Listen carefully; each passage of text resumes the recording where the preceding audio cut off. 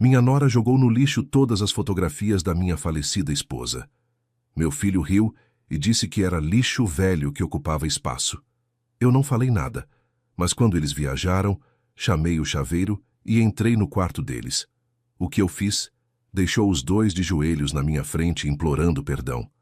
Meu nome é Olegário Fernandes Brandão, tenho 74 anos e nasci aqui em Carinhanha, uma cidadezinha do sudoeste da Bahia que fica abraçada pelo Rio São Francisco.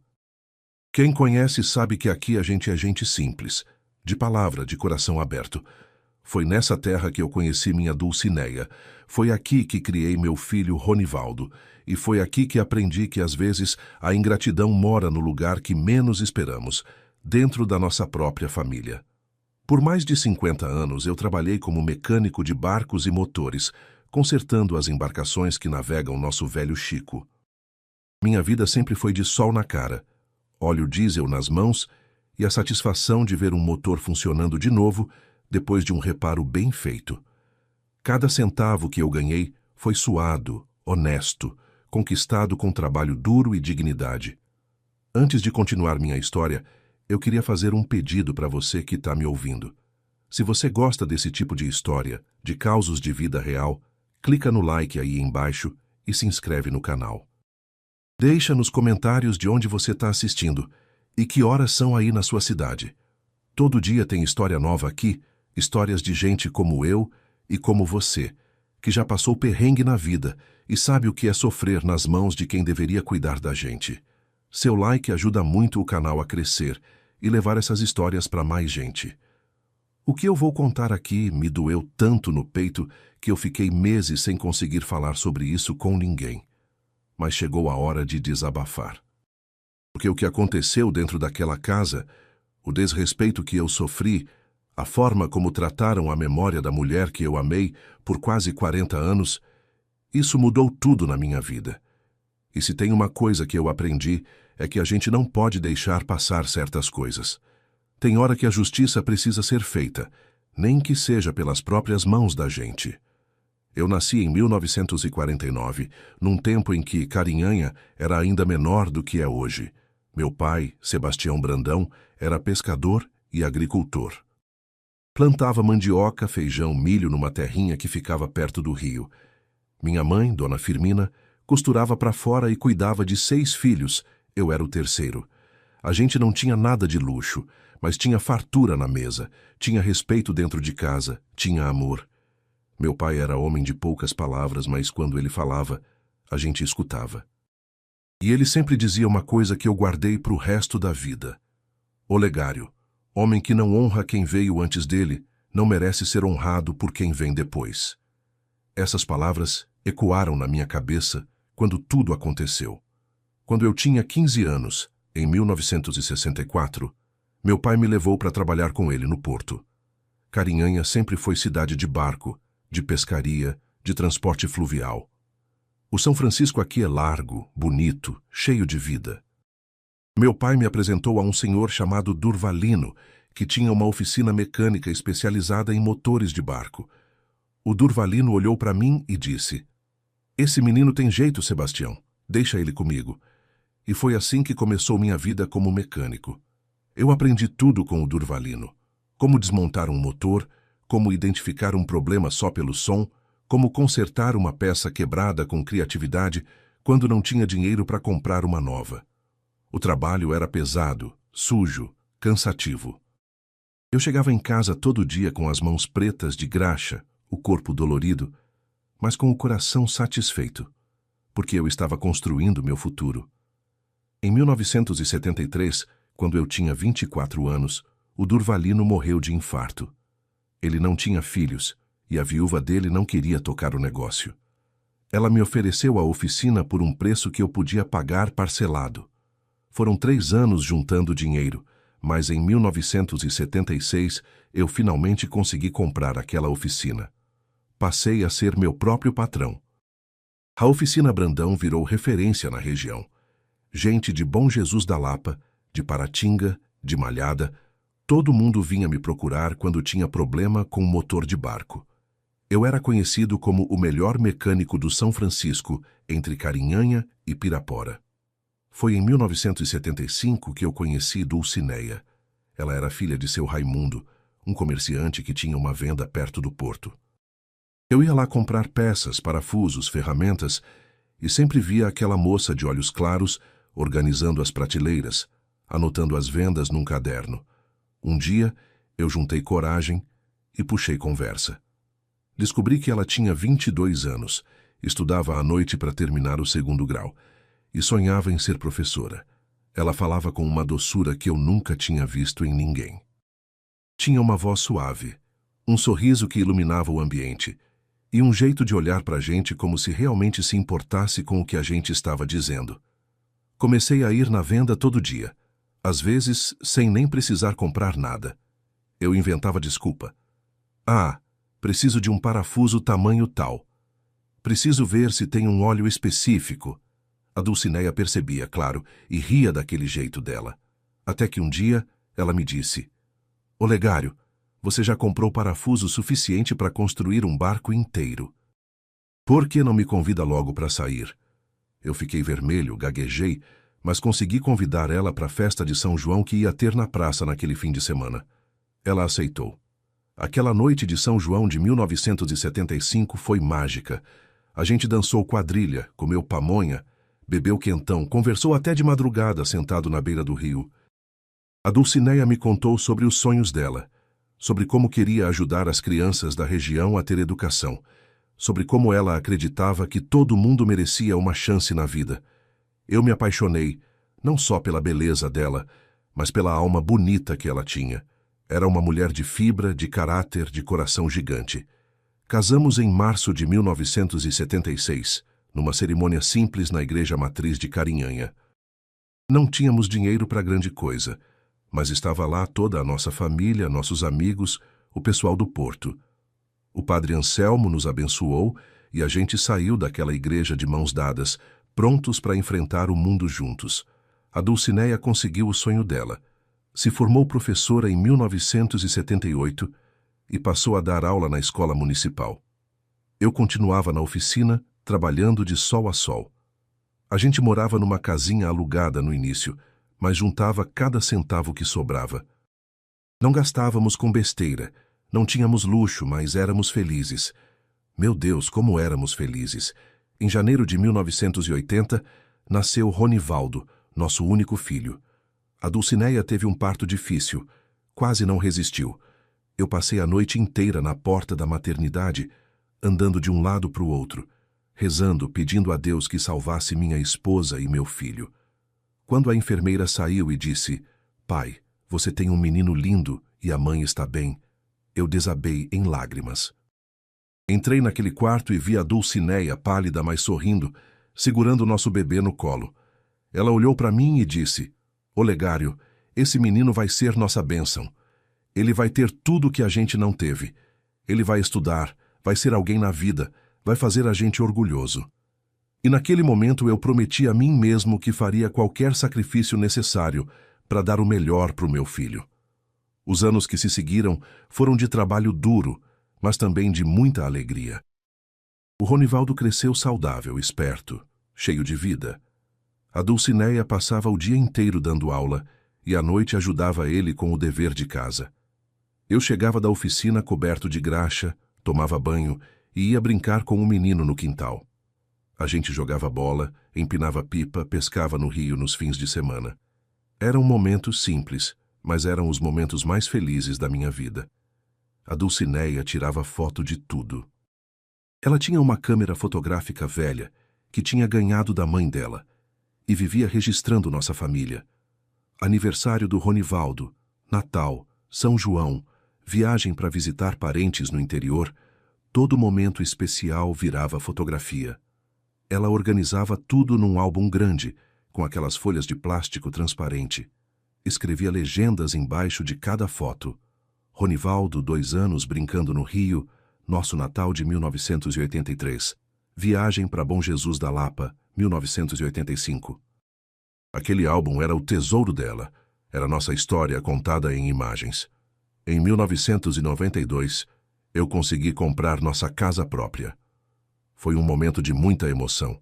Era uma casa simples, 3 quartos, Sala, cozinha, um quintal com algumas árvores frutíferas. Ficava numa rua tranquila, perto da igreja. A Dulcineia chorou quando a gente entrou pela primeira vez. Ela disse: "Olegário, é nosso. É nosso de verdade. Ninguém pode tirar isso da gente." A gente pintou cada parede com nossas próprias mãos. Escolheu cada móvel com carinho. Plantou flores no jardim. Aquela casa virou o centro da nossa vida, o lugar onde criamos nosso filho, onde vivemos nossos melhores momentos. O Ronivaldo estudou em escola pública, sempre foi bom aluno. A Dulcineia acompanhava cada prova, cada trabalho, cada reunião de pais. Ela sonhava ver o filho na faculdade, mas em Carinhanha não tinha universidade e a gente não tinha dinheiro para mandar ele estudar fora. Então ele fez um curso técnico em contabilidade em Bom Jesus da Lapa. Todo dia ele pegava o ônibus às 5 da manhã e voltava à noite. Foram 2 anos assim. Eu pagava o curso, os materiais, o transporte, tudo. Apertava aqui, economizava ali, mas nunca deixei faltar nada para o meu filho estudar. Em 2003, o Ronivaldo se formou e conseguiu emprego num escritório de contabilidade em Bom Jesus da Lapa. Foi uma alegria imensa. Ele decidiu morar lá, disse que era mais prático. A gente ficou triste, mas entendia. Era a vida dele, o futuro dele. Em 2005, ele conheceu Sirlene. Ela era filha de um empresário de lá, família com mais dinheiro. Quando ele trouxe ela para conhecer a gente, eu percebi na hora. Aquela moça olhava para nossa casinha simples, para os nossos móveis velhos, para as nossas roupas humildes, com um certo desprezo. Não era nada explícito, mas eu senti. A Dulcineia também sentiu, mas a gente não comentou nada. Afinal, se o Ronivaldo estava feliz, quem éramos nós para julgar? Eles casaram em dezembro de 2005. Foi uma festa grande, paga quase toda pelo pai da Sirlene. A gente contribuiu com o que podia, mas era pouco perto do que eles tinham. Durante a festa, eu ouvi a Sirlene comentando com uma amiga. Pelo menos o Ronivaldo conseguiu sair daquele interior. Imagina se ele tivesse ficado em Carinhanha a vida toda, igual aos pais dele. Aquilo doeu, mas eu engoli. Afinal, era o casamento do meu filho, não era hora de criar problema. Nos anos seguintes, a relação com o Ronivaldo foi esfriando. Ele visitava cada vez menos. Sempre tinha uma desculpa. Estava ocupado com trabalho, tinha compromisso, a Sirlene não estava passando bem. E quando vinha, ficava pouco tempo, sempre com pressa de voltar. A Dulcineia sofria com isso, mas não reclamava. Ela dizia: "Olegário, é assim mesmo. Os filhos crescem, fazem a vida deles. A gente tem que entender." Mas eu via nos olhos dela a tristeza de uma mãe que sentia o filho se afastando. Em 2006, a vida nos deu um golpe terrível. A Dulcineia começou a sentir umas dores fortes no peito, uma tosse persistente. A princípio, ela achou que era gripe, mas a tosse não passava. Eu insisti para ela ir no médico. Depois de vários exames veio o diagnóstico: doença cardíaca grave, com complicação pulmonar. O coração dela estava fraco, não bombeava sangue direito, e isso estava encharcando os pulmões. O médico foi direto. Ela precisava de tratamento urgente, remédios caros, acompanhamento constante. Disse que o quadro era sério, que ela podia não resistir muito tempo sem o tratamento adequado. Eu senti o chão sumir debaixo dos meus pés, mas olhei para Dulcineia e disse: "Você vai ficar boa. Eu vou fazer o que for preciso, mas você vai ficar boa." Os anos de 2006 a 2010 foram os mais difíceis da minha vida. A Dulcineia teve que parar de dar aula, ficava muito cansada, faltava ar. Eu continuava trabalhando na oficina, mas cada centavo que eu ganhava ia direto para o tratamento dela. Remédio para coração, remédio para pressão, diurético, anticoagulante, suplementos, consultas com cardiologista em Bom Jesus da Lapa. O SUS ajudava com algumas coisas, mas o essencial a gente tinha que pagar. E era caro, muito caro. Eu vendi minha caminhonete, uma F1000 que eu tinha comprado em 2001 e que era meu orgulho. Vendi um terreno que tinha herdado do meu pai, um pedaço de terra boa perto do rio. Vendi ferramentas da oficina, equipamentos que eu tinha juntado ao longo de anos. Tudo que tinha algum valor, Eu vendi, porque nada valia mais que a vida da minha Dulcineia. O Ronivaldo ajudava quando podia, mandava algum dinheiro de vez em quando, mas era irregular e nunca era muito. Ele tinha as contas dele, a vida dele, a Sirlene que gostava de gastar. Eu entendia, mas também sentia que ele podia fazer mais. A mãe dele estava lutando pela vida, e ele parecia distante. Quando ele vinha visitar, ficava pouco tempo. A Sirlene raramente vinha junto, sempre tinha alguma desculpa. E quando vinha, ficava no celular o tempo todo, não conversava com a gente, não demonstrava interesse pela saúde da Dulcineia. Era como se ela estivesse ali só porque era obrigada. Em agosto de 2010, a Dulcineia teve uma piora súbita. O coração estava muito fraco, os pulmões encharcados. Ela foi internada às pressas no Hospital de Bom Jesus da Lapa. Ficou uma semana na UTI. Eu dormi no corredor do hospital todas as noites. O Ronivaldo apareceu 2 vezes, ficava meia hora e ia embora. Dizia que tinha que voltar para o trabalho. Na manhã do dia 23 de agosto, a enfermeira me chamou. Senhor Olegário, sua esposa quer falar com o senhor. Entrei no quarto. A Dulcineia estava muito pálida, muito fraca, mas ainda tinha aquele olhar doce. Ela segurou minha mão com força e disse com a voz fraca: Olegário, eu sei que não vai dar. Meu tempo chegou, mas eu preciso te pedir uma coisa. Eu comecei a chorar. Disse que não, que ela ia ficar boa, que a gente ainda tinha muito tempo juntos. Ela apertou minha mão mais forte e continuou. Cuida das nossas memórias, cuida do álbum de fotos, das nossas lembranças. É tudo que vai restar de mim quando eu for. Promete. Eu prometi. Prometi com toda a força que eu tinha na alma. Dulcineia morreu naquela tarde às 15h45 nos meus braços. Morreu em paz, sem dor. Eu senti quando ela deu o último suspiro. Senti quando a mão dela ficou mole na minha. Senti quando a vida dela se foi. E naquele momento, uma parte de mim morreu junto. O enterro foi simples. Muita gente compareceu, alunos antigos dela, vizinhos, amigos, gente que ela tinha ajudado ao longo da vida. Todo mundo chorando, dizendo que ela era uma pessoa especial, que Carinhanha tinha perdido uma grande educadora, uma grande mulher. O Ronivaldo estava lá, de preto, sério, mas eu sentia que ele estava mais preocupado em voltar logo para a casa dele do que realmente sentindo a perda da mãe. A Sirlene nem veio ao enterro.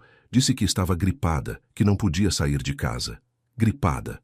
A sogra tinha morrido e ela estava gripada. Depois que a Dulcineia partiu, eu me agarrei nas lembranças. O álbum de fotografias virou minha companhia. Todo dia, depois do trabalho, eu sentava na sala e ficava olhando aquelas fotos. Via a Dulcineia grávida, radiante. Via o Ronivaldo bebê nos braços dela. Via a gente dançando forró numa festa de São João. Via os natais, os aniversários, as viagens. Cada foto era um pedaço da minha vida, da nossa história. Eu chorava olhando aquelas imagens, mas também sorria, porque elas me lembravam que eu tinha sido feliz, que nós tínhamos sido felizes. E isso ninguém podia tirar de mim. Ou pelo menos era o que eu pensava. Os anos passaram. Eu continuei trabalhando, tocando minha vida, mas era uma vida vazia. A casa era grande demais para mim sozinho. O silêncio era pesado. Eu sentia falta da Dulcineia em cada canto. Na cozinha, onde ela preparava as refeições. Na sala, onde a gente assistia televisão juntos. No quarto, onde dormíamos abraçados. Era uma falta que doía fisicamente. O Ronivaldo ligava de vez em quando, conversas rápidas, superficiais. Como vai, pai? Tudo bem, filho. Precisa de alguma coisa? Não, tô bem. Mentira. Eu precisava de companhia. Precisava de atenção. Precisava que ele lembrasse que eu ainda existia. Mas ele estava ocupado com a vida dele. Ocupado com a Sirlene, com o trabalho, com o mundo dele que não tinha espaço para um velho viúvo de Carinhanha. Em 2018, 8 anos depois da morte da Dulcineia, eu tive um problema de saúde sério. Estava na oficina, trabalhando num motor, quando de repente senti uma tontura forte, uma dormência no lado esquerdo do corpo. Caí no chão. O rapaz que trabalhava comigo, o Tião, me acudiu. Chamou a ambulância. Fui levado para o hospital. Diagnóstico: princípio de AVC. Não foi grave, mas o médico foi claro. Eu não podia mais morar sozinho. Precisava de alguém perto, de acompanhamento, porque podia acontecer de novo, e da próxima vez podia ser pior. Fiquei internado 5 dias. O Ronivaldo apareceu no segundo dia. Ficou algumas horas, conversou comigo. Disse que estava preocupado. Quando recebi alta, ele veio me buscar e fez uma proposta. Pai, o senhor não pode ficar sozinho em Carinhanha. Vem morar com a gente em Bom Jesus da Lapa. A gente tem espaço, tem um quarto para o senhor. E assim a gente pode cuidar do senhor direitinho. Eu não queria. Eu amava a minha casa. Era ali que eu tinha vivido com a Dulcineia. Era ali que cada canto tinha uma lembrança. Mas o médico tinha sido claro. Eu não podia ficar sozinho. E o Ronivaldo insistiu. Pai, pensa na saúde do senhor. Se acontecer alguma coisa e o senhor estiver sozinho, ninguém vai poder ajudar. Aqui em Bom Jesus tem hospital melhor, tem médico melhor.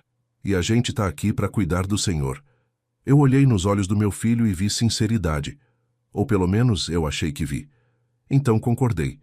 Vendi minha casa por um valor abaixo do mercado, porque eu precisava vender rápido. Consegui R$ 185 mil.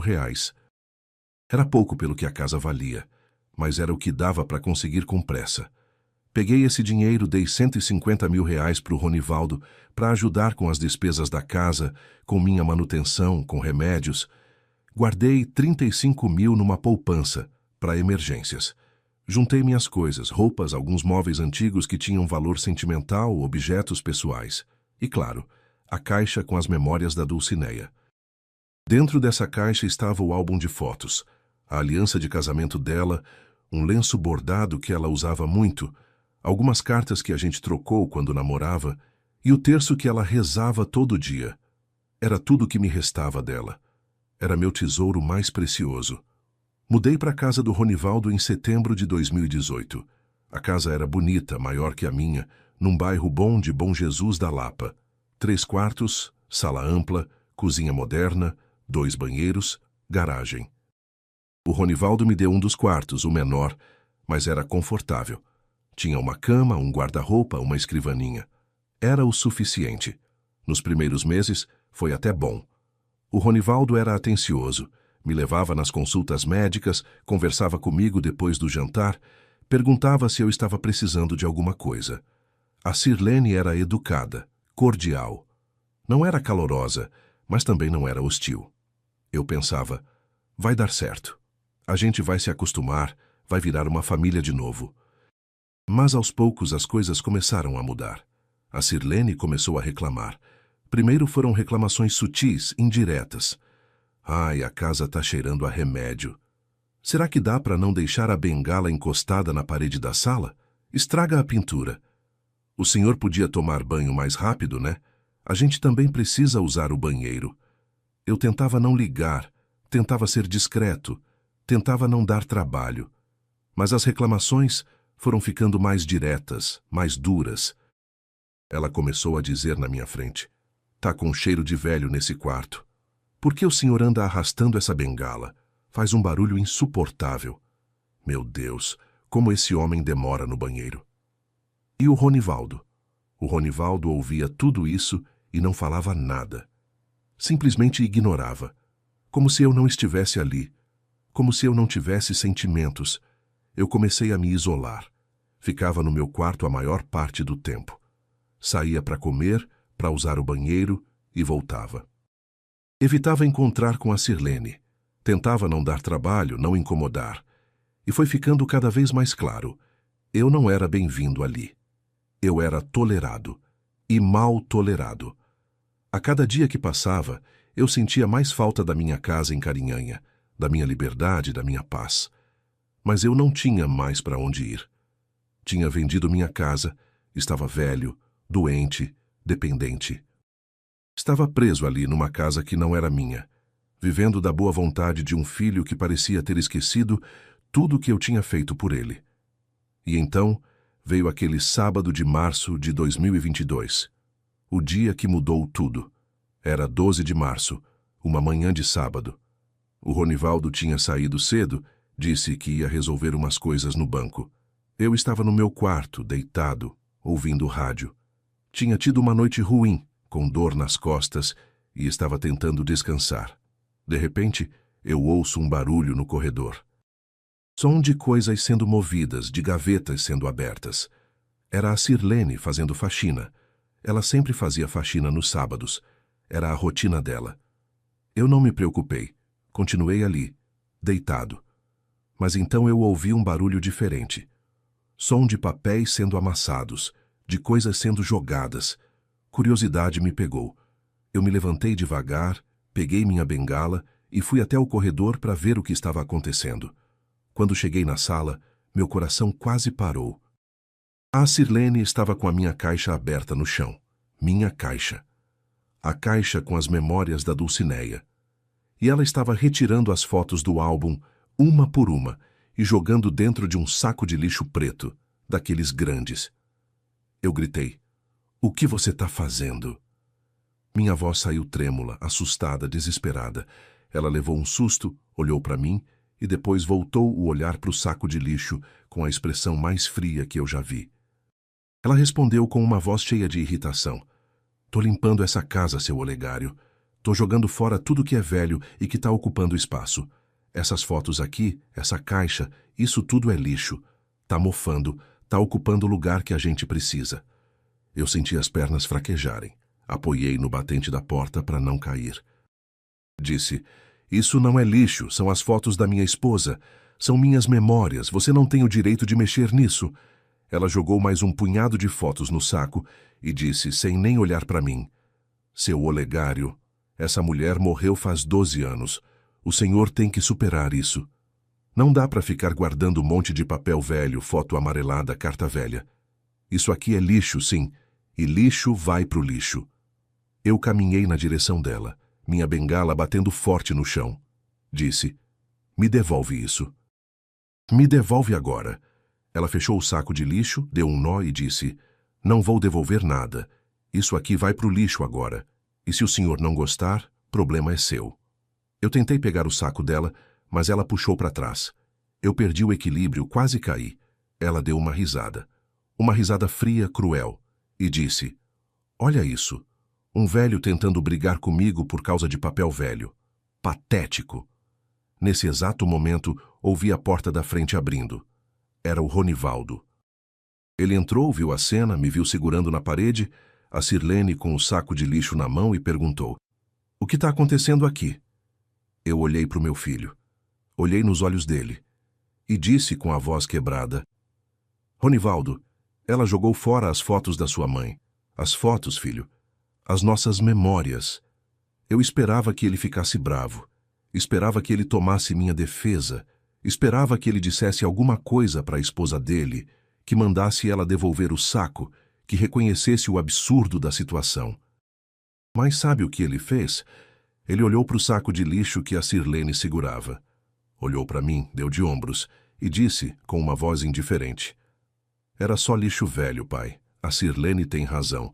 A gente precisa de espaço aqui, e ficar guardando foto velha não serve para nada." Eu fiquei mudo, literalmente mudo. Não consegui falar nada. Fiquei ali, parado, olhando para o meu filho, para o menino que eu criei, para o menino que a Dulcineia amou mais que tudo nesse mundo. Para o menino que mamou no peito dela, que ela ninava para dormir, que ela acordava de madrugada quando ele estava doente, que ela fez de tudo para dar uma vida melhor. E esse menino estava ali, dizendo que as memórias da própria mãe eram lixo. Eu senti uma dor no peito tão forte que pensei que estava tendo outro AVC. Mas não era AVC. Era o coração partido. Era a decepção mais profunda que um pai pode sentir. A Sirlene sorriu vitoriosa, pegou o saco de lixo e foi em direção à cozinha onde ficava a lixeira grande. Eu olhei para o Ronivaldo uma última vez. Ele evitou meu olhar, deu meia volta e foi para o quarto. Eu voltei para o meu quarto cambaleando, fechei a porta e desabei na cama. Não chorei. Não consegui. A dor era grande demais para se transformar em lágrima. Era uma dor seca, pesada, que preenchia todo o meu peito e não deixava espaço para mais nada. Fiquei deitado ali por horas. a cabeça girando, pensando em tudo que eu tinha feito por aquele menino. Nas noites que eu passei acordado quando ele tinha febre, nas horas extras que eu trabalhei para pagar o curso dele, no dinheiro que eu dei para ele quando precisou, nos conselhos, no amor, no cuidado. E como ele retribuiu? Deixando a esposa dele jogar fora as memórias da própria mãe. Concordando, rindo, chamando de lixo. Foi naquele momento, deitado naquela cama, naquela tarde de março, que eu tomei uma decisão. Eu não ia deixar isso passar. Não ia aceitar calado. Não ia morrer sendo tratado como um peso, como um estorvo, como lixo. Eles tinham jogado minhas memórias no lixo? Pois bem, eu ia mostrar para eles o que é realmente perder algo de valor. Nos dias seguintes, fiquei quieto. Não comentei mais sobre as fotos, não reclamei. Agi como se tivesse aceitado. A Sirlene e o Ronivaldo acharam que tinham vencido. Acharam que eu era só um velho fraco, inofensivo, que não tinha mais força para reagir. Eles estavam muito enganados. Porque por trás daquele silêncio, eu estava planejando, observando, esperando a hora certa. E a hora certa veio em julho. Todo ano, em julho, eles faziam uma viagem. Era a viagem de aniversário de casamento deles. Em 2022, eles iam viajar dia 10 de julho, ficar uma semana fora, voltar dia 17. Iam para Morro de São Paulo, na Bahia. Já tinham comentado sobre isso na frente de mim. A Sirlene toda empolgada, falando da pousada chique que tinha reservado, das praias, dos restaurantes. O Ronivaldo concordando, dizendo que eles mereciam uns dias de descanso. Uns dias longe de casa, longe de mim. Uma semana antes da viagem, a Sirlene veio falar comigo. Entrou no meu quarto sem bater, como sempre fazia, e disse: "Seu Olegário, a gente vai viajar semana que vem. Vai ficar sozinho aqui uma semana, vai dar conta?" Eu disse que sim, que eu ficaria bem, que ela não precisava se preocupar. Ela não perguntou se eu precisava de alguma coisa, se eu tinha remédio suficiente, se eu ia ter comida. Só queria ter certeza de que eu não ia dar problema. Quando ela saiu do quarto, eu sorri, porque eu sabia, a oportunidade tinha chegado. No dia 10 de julho, eles acordaram cedo, arrumaram as malas e saíram por volta das 6 da manhã. O Ronivaldo passou no meu quarto antes de sair, apenas abriu a porta, olhou para dentro e disse: "A gente está saindo, pai. Qualquer coisa, liga." E foi embora. Nem um abraço, nem um beijo, nem um cuida-se, pai. Nada. Eu ouvi o carro ligando, ouvi eles saindo. Fiquei na janela e vi o carro sumindo na esquina. E quando eles sumiram completamente, eu peguei o telefone. Liguei para o Norberto, um chaveiro que morava 2 ruas abaixo. Eu já conhecia ele, a gente conversava de vez em quando na padaria. Expliquei a situação para ele. Disse que precisava entrar no quarto do meu filho, porque tinha uns documentos importantes meus que estavam guardados lá. E eles tinham viajado sem me dar a chave. O Norberto não fez muitas perguntas. Disse que podia ir lá naquela tarde mesmo. Cobrou R$100. Combinado. Às 14 horas, o Norberto chegou. Em menos de 5 minutos, ele abriu a fechadura do quarto do Ronivaldo e da Sirlene. Eu paguei os R$100, ele foi embora, e eu fiquei ali, parado em frente àquela porta aberta. Respirei fundo. E entrei. O quarto era grande, bem decorado. Cama de casal king, guarda-roupa planejado, penteadeira com espelho, tudo muito bonito, muito organizado. Tudo pago com o dinheiro que eu tinha dado para eles quando vendi minha casa. Fui direto no guarda-roupa da Sirlene. Abri as portas. E ali estava. Um verdadeiro arsenal de roupas caras. Vestidos de marca, blusas importadas, calças de grife, sapatos que custavam centenas de reais cada par, bolsas que valiam mais que um mês de aluguel. Tudo comprado com o dinheiro do Ronivaldo. Dinheiro que vinha, em boa parte, do que eu tinha contribuído para casa. Comecei a retirar as roupas, uma por uma. Fui pegando os cabides, colocando tudo em cima da cama. Depois fui nas gavetas. Lingeries caras, acessórios, lenços, cintos, joias. Peguei tudo, absolutamente tudo. Depois fui no lado do guarda-roupa do Ronivaldo. Ternos, camisas sociais, sapatos de couro, relógios, abotoaduras. Peguei tudo também. Levei tudo para a sala. Peguei uns 10 sacos de lixo, aqueles mesmos sacos pretos grandes que a Sirlene usou para as fotos da Dulcineia, e comecei a encher. Coloquei as roupas dela num saco, depois em outro, depois em mais outro. Foram 5 sacos só de roupas da Sirlene. Quando terminei de separar as roupas, fui na sala. A Sirlene tinha uma coleção de louças antigas que ela herdou da avó. Ficavam expostas numa cristaleira. Ela dizia que aquilo valia uma fortuna, que eram peças raras que um dia ia vender e comprar um carro novo. Abri a cristaleira. Pratos de porcelana com detalhes em ouro, xícaras de chá pintadas à mão, travessas decoradas. Peguei tudo, enrolei em jornal, coloquei numa caixa de papelão. Com muito cuidado para não quebrar. Afinal, eu não era um monstro. Eu não queria destruir. Eu queria ensinar uma lição. Na escrivaninha da sala, o Ronivaldo guardava uns objetos pessoais de valor. Um relógio Citizen que o padrinho dele tinha dado de presente de casamento. Ele amava aquele relógio. Usava todo domingo. Peguei. Uma caneta Montblanc que ele ganhou quando foi promovido no trabalho. Peguei também. Uns abotoaduras de prata que eram do avô dele. Peguei. Um par de óculos escuros Ray-Ban. Peguei. Fui juntando tudo numa sacolinha. No dia seguinte, segunda-feira, saí cedo. Peguei um táxi. Fui até o centro de Bom Jesus da Lapa. Primeira parada. Um brechó grande que comprava roupas usadas de marca. Mostrei as roupas da Sirlene. A dona do brechó ficou impressionada. Nossa, que peças lindas! Tá vendendo tudo isso? Eu disse que sim. Ela fez as contas, avaliou tudo e me ofereceu R$ 4.000 pelo lote completo. Aceitei. Recebi o dinheiro em espécie. Segunda parada. Outro brechó, especializado em roupas masculinas. Vendi as roupas e sapatos do Ronivaldo por mais R$ 2.000. Terceira parada. Um antiquário. Levei a caixa com as louças da Sirlene. O dono avaliou cada peça com atenção. São peças bonitas mesmo, bem conservadas. Posso oferecer R$ 3.500 por tudo. Fechei negócio. Quarta parada. Uma relojoaria no centro. Vendi o relógio do Ronivaldo por R$ 600. Os óculos escuros vendi numa ótica por R$ 300. As abotoaduras de prata, numa joalheria, por R$ 400. A caneta Montblanc, numa papelaria de luxo, por R$ 800. Mas o grande lance ainda estava por vir. Na garagem da casa, o Ronivaldo guardava um carro velho, um Gol branco 1995. Ele tinha comprado esse carro pensando em reformar e vender como investimento. A chave ficava pendurada num gancho na cozinha. Na terça-feira, peguei a chave, liguei o carro e dirigi até um ferro velho na saída da cidade. Negociei com o dono. Ele me ofereceu R$ 9.000 pelo carro. Aceitei. Recebi o dinheiro, assinei os papéis de transferência que ele mesmo providenciou e voltei para casa de táxi. No fim das contas, em 4 dias, eu tinha vendido mais de R$ 20.000 em bens deles. Tudo em dinheiro vivo. Guardei o dinheiro numa mochila velha que eu tinha.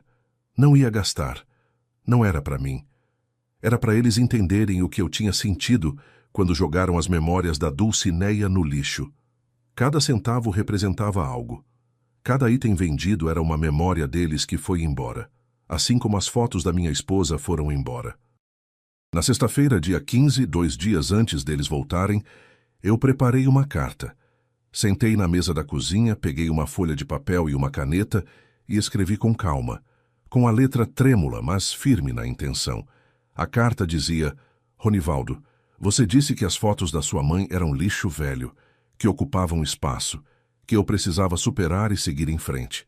Pois bem, eu segui seu conselho, superei, e de quebra aproveitei para fazer uma limpeza na casa. Vendi as roupas da Sirlene, todas. Eram bonitas, caras, mas estavam ocupando muito espaço no guarda-roupa. Vendi num brechó, consegui um bom dinheiro. Vendi suas roupas também, filho. Ternos, camisas, sapatos, tudo. Afinal, roupa a gente compra de novo, não é mesmo? Vendi as louças da avó da Sirlene. Aquelas que ela dizia que valiam uma fortuna. Vendi num antiquário. Eram mesmo bonitas, consegui um bom preço. Vendi seu relógio Citizen, aquele do padrinho. Vendi seus óculos, suas abotoaduras, sua caneta chique. E o Gol velho que você guardava na garagem. Também vendi. Ferro velho pagou bem. Tudo o que eu vendi era só coisa material, coisa que se compra com dinheiro. Mas as fotos da sua mãe, filho, aquilo era insubstituível. Eram memórias de 40 anos de casamento, de uma vida inteira, do amor da minha vida. E você deixou sua esposa jogar tudo no lixo. Você riu. Você concordou. Você chamou de lixo.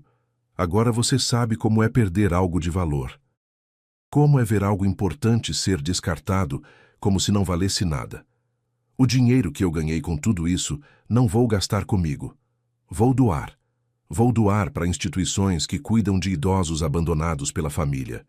Gente como eu, que foi tratada como estorvo, como peso, como lixo. Não me procure, não me ligue, não apareça. Quando você ler essa carta, eu já não vou estar mais aqui.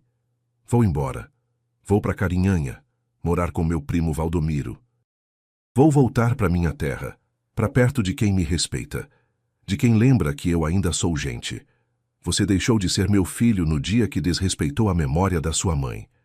E eu deixei de ser seu pai no dia que escrevi essa carta. Que Deus te perdoe. Porque eu não consigo. Olegário Fernandes Brandão. Dobrei a carta, coloquei dentro de um envelope e deixei em cima da cama deles, bem no meio. Do lado, coloquei um dos sacos de lixo vazios, aberto. O mesmo tipo de saco que a Sirlene usou nas fotos.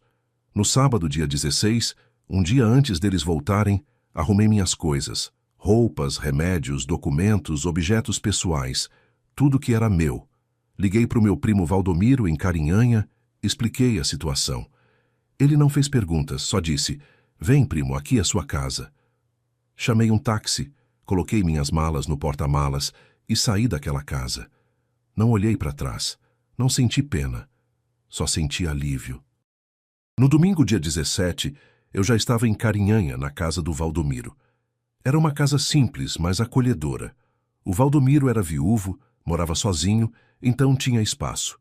Me recebeu de braços abertos, preparou um almoço especial, me deu o melhor quarto da casa. Conversamos a tarde toda. Eu contei tudo o que tinha acontecido.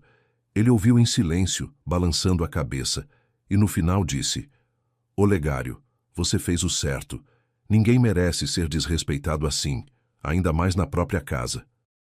Você fica aqui o tempo que precisar. Aqui você é família de verdade. Naquela noite, por volta das 21h, meu celular tocou. Era o Ronivaldo. Eu não atendi. Tocou de novo. E de novo. E de novo. 15 chamadas seguidas. Eu deixava tocar e não atendia. Até que na 16ª ligação eu atendi. Fiquei em silêncio só escutando. A voz do Ronivaldo estava alterada, tremendo. Pai, pai, pelo amor de Deus, o que o senhor fez? O que aconteceu aqui? Eu continuei em silêncio. Ele continuou. A Sirlene está em pânico. As roupas dela, as louças da avó, meu carro, meu relógio, tudo sumiu. A gente achou uma carta na cama dizendo que o senhor vendeu tudo. Isso é verdade? O senhor vendeu nossas coisas? Eu respirei fundo e disse com a voz mais calma que consegui, com cada palavra pesada e certeira. Vendi. Vendi tudo. Era só coisa velha ocupando espaço, Ronivaldo. Igual você disse das fotos da sua mãe. Silêncio do outro lado. Depois ouvi a voz dele quebrada. Pai, isso não tá certo, isso é roubo. O senhor não tinha o direito. Eu ri de verdade, e respondi. Roubo? Você quer falar de direito? Você e sua esposa jogaram as memórias da sua mãe no lixo, desrespeitaram tudo que ela foi, tudo que a gente viveu. E agora você vem falar de direito comigo? Ele começou a chorar do outro lado. Chorar mesmo, soluçando.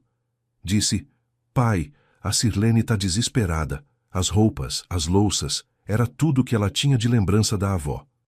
Tá, meu carro, pai, eu estava guardando aquele carro há anos. Eu disse, pois é, filho. Agora você sabe como é perder lembrança, como é ver algo importante ser descartado. Sua mãe guardou aquelas fotos a vida inteira. Cada foto era uma memória, um pedaço da nossa história. E você deixou sua esposa jogar tudo fora como se fosse nada. Ele ficou em silêncio por um tempo. Depois disse com a voz quebrada, pai, me desculpa. Me desculpa, pelo amor de Deus. Eu errei. A gente errou. Por favor, volta para casa. A gente conversa, a gente resolve isso. Eu disse, não tem nada para resolver, Ronivaldo. E essa não é mais minha casa. Eu voltei para Carinhanha. Voltei para perto de quem me respeita. Você escolheu sua esposa. Escolheu o desprezo. Agora vive com essa escolha. E desliguei o telefone. Nos dias seguintes, ele ligou mais umas 20 vezes. Eu não atendi nenhuma. Mandou mensagens, dezenas de mensagens, pedindo para eu atender, dizendo que precisava falar comigo, que queria me ver. Ignorei todas. Na quinta-feira daquela semana, dia 21, o Valdomiro me avisou que tinha um carro estacionado na frente de casa. Era o carro do Ronivaldo. Ele tinha vindo até Carinhanha. Tinha dirigido 4 horas para falar comigo. Eu desci até a sala. O Valdomiro abriu a porta. O Ronivaldo e a Sirlene estavam ali. Os dois com cara de poucos amigos, cansados, com olheiras. O Ronivaldo pediu, pai, por favor, deixa a gente entrar, a gente precisa conversar. O Valdomiro olhou para mim esperando minha decisão. Eu pensei um pouco e acenei com a cabeça. Eles entraram, sentamos na sala. Eu numa poltrona, o Valdomiro ao meu lado, eles dois no sofá. Um silêncio pesado pairou por alguns segundos, até que, para minha surpresa, quem falou primeiro foi a Sirlene. Ela estava com os olhos vermelhos, inchados de chorar. Disse com a voz trêmula, seu Olegário, eu sei que eu errei, sei que eu exagerei. Não devia ter jogado aquelas fotos, eu não sabia que significavam tanto para o senhor. Eu olhei nos olhos dela e disse, sabia, eu te disse. E você riu na minha cara. Ela abaixou a cabeça, chorando. O Ronivaldo então se levantou do sofá e fez uma coisa que eu nunca imaginei que ele faria. Ele caminhou até mim e se ajoelhou.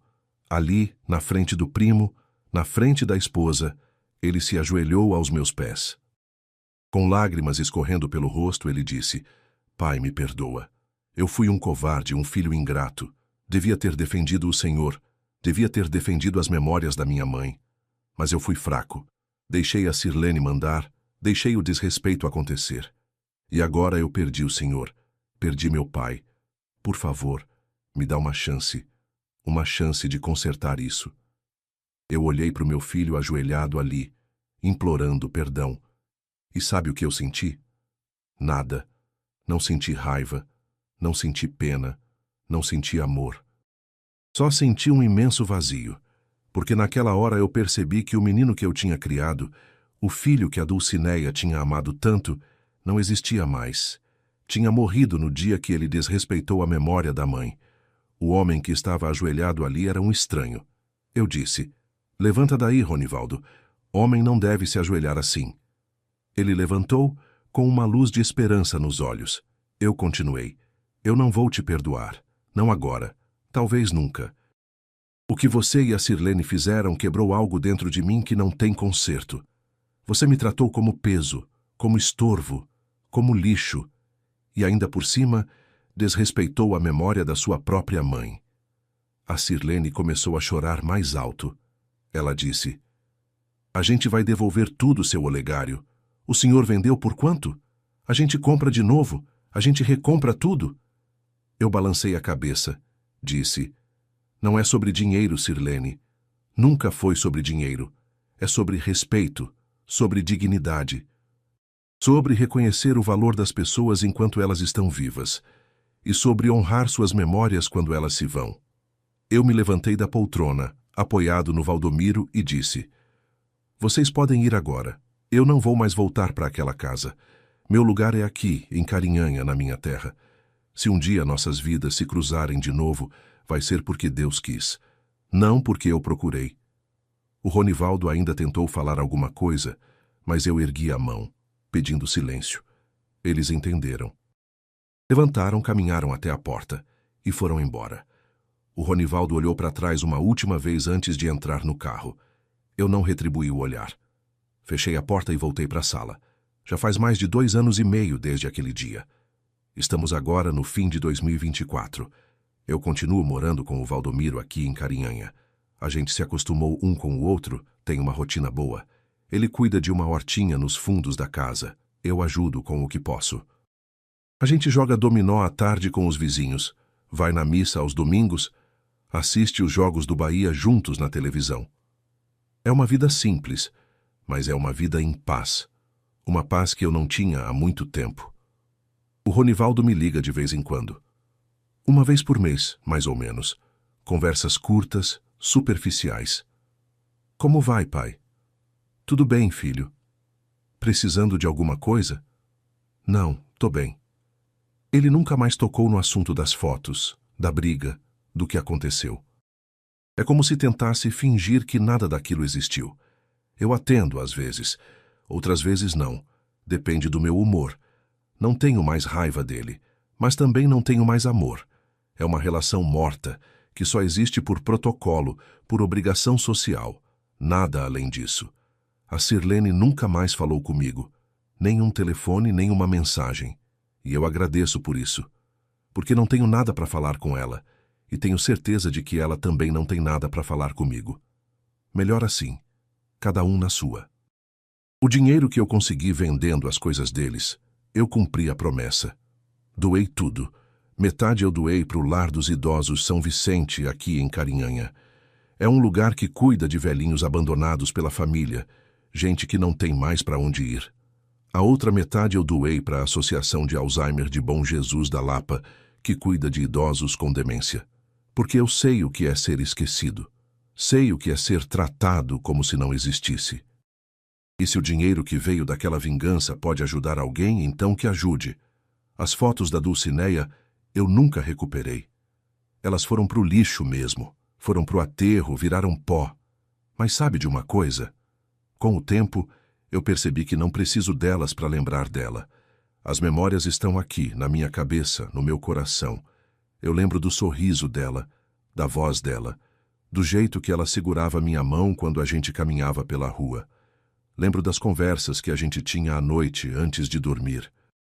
Lembro do cheiro do cabelo dela, do abraço dela, de tudo. Nenhum saco de lixo pode tirar isso de mim.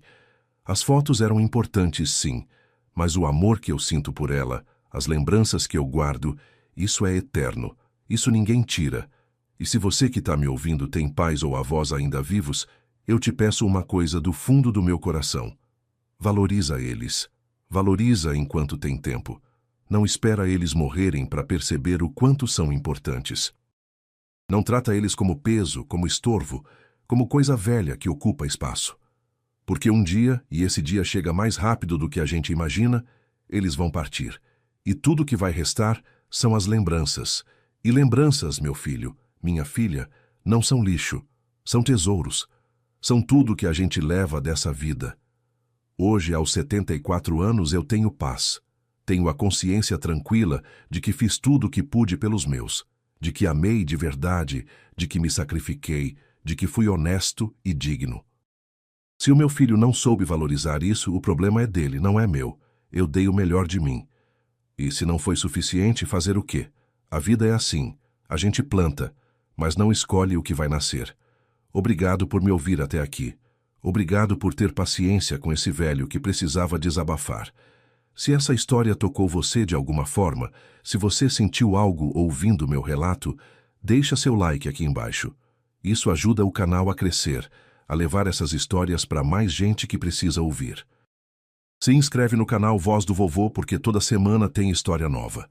E comenta aí embaixo a palavra resgate. Escreve resgate nos comentários se você assistiu até o final. E não esquece de conferir as outras histórias aqui do canal, tem 2 ali na tela que eu tenho certeza que você vai gostar. Histórias de vida real, de gente como eu e como você, que já passou sufoco, que já sofreu, mas que continua de pé com dignidade. Um abraço apertado desse velho Olegário, de Carinhanha, Bahia. Que Deus abençoe cada um de vocês. E até a próxima história.